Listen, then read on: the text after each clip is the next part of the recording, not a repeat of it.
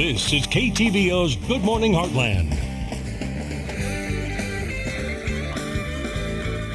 Welcome back. As we head into the second open enrollment period under the Affordable Care Act, consumers will see a revamped healthcare.gov that government officials say will be easier to use this time around. But with provisions of the law set to take effect for the first time this year, new challenges also lie ahead. So today we have Dr. Justin Puckett from Complete Family Medicine here this morning to offer his perspective. How are you doing today? Doing great, thank you. So second open enrollment is in full swing.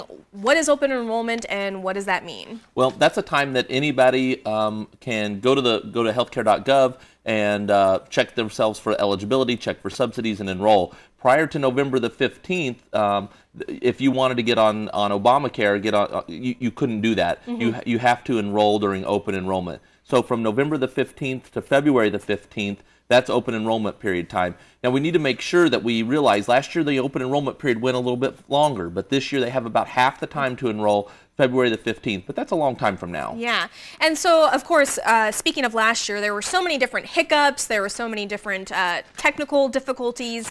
What have you heard about the changes this year and the smoothness of it? Well, we're hearing that things are going to be much better, not completely resolved, but much better. For example, the application went from 76 pages down to around 16 pages, so it's going to be a lot less clicking, a lot less tedious to have to work your way through. But beyond that, the ease of the website, the clarity of the website is supposed to be more straightforward, and you are supposed to be able to more easily understand the benefits that you're getting with the different plans that you look at. Okay, so this open enrollment period is for new people to enroll as well as current people that enrolled last year, and that means they could possibly change their plan. So what does that do to the process? You know, I think that it's very important that everybody goes back to the website and reruns themselves because things change, your situation changes, your financial situation, and the plans themselves change. And if you don't go back to the website and re-enroll, then you're automatically going to enroll into the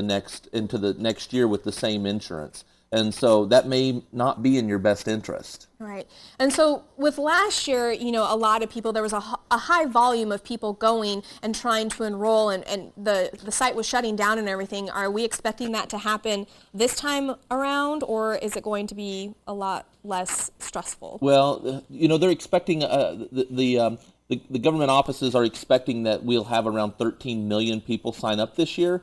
And that's going to be 5 million new people. So the volume of traffic is going to be higher, but we're hearing that hopefully the infrastructure of the website is improved to the point that we won't see some of those major hiccups. And what are some things we need to consider if we're enrolling for the first time? What do we need to keep in mind? Well, first thing that in my mind that you need to keep in mind is insurance is no good unless there's providers in the area that take it.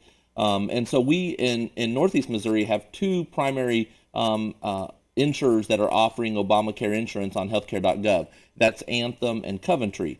Most of the providers in Northeast Missouri do not accept the Anthem Obamacare. We just haven't been able to reach agreements with the insurers that are reasonable.